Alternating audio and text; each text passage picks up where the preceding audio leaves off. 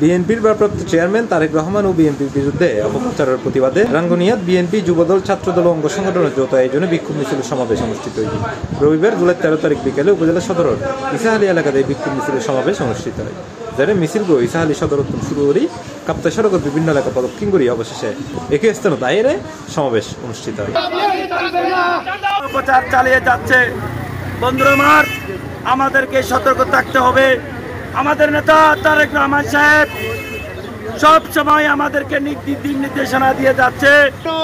যোগসূত্রে ঢুকে গেছে, তাদেরকে বয়কট করার জন্য আমি জোর দাবি জানাচ্ছি। এরা 1952 সাল থেকে দেশ বিরোধী প্রত্যেকটা কর্মকাণ্ডের সাথে তারা জড়িত ছিল।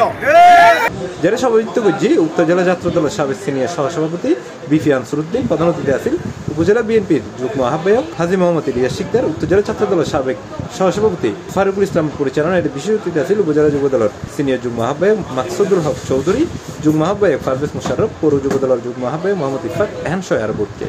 এই আশা আপনাদের বেঁচতে যাবে। 15 আগস্টের যে আন্দোলন, সেটা তারেক রহমানের সরাসরি নির্দেশ ছিল করে দেশ থেকে ত্যাগ করেছেন।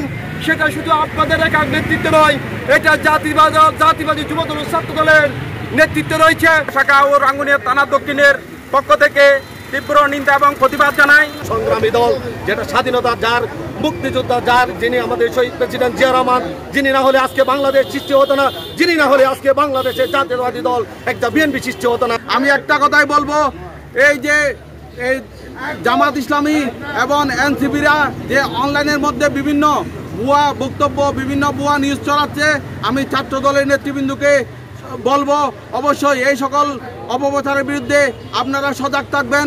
আমরা আজকে মেঘের আকাশ যেরকম পরিষ্কার হয়, আজকে সেরকম তার বক্তব্যের সাথে আমরা পরিষ্কার পাচ্ছি। জাতীয়তাবাদী দল বিএনপির নামে যে অপপ্রচার শুরু হয়েছে, তারই ধারাবাহিকতায় আজকের এই বিক্ষোভ মিছিল আমি রাঙ্গুনিয়া পৌরসভা ছাত্র দলের পক্ষ থেকে এই অপপ্রচারকারীদের বিরুদ্ধে শাস্তি দাবি করছি।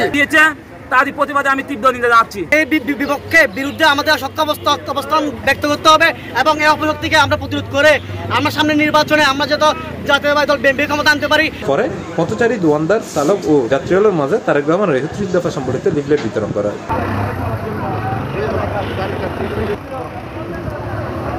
C+ TV, Chittagong.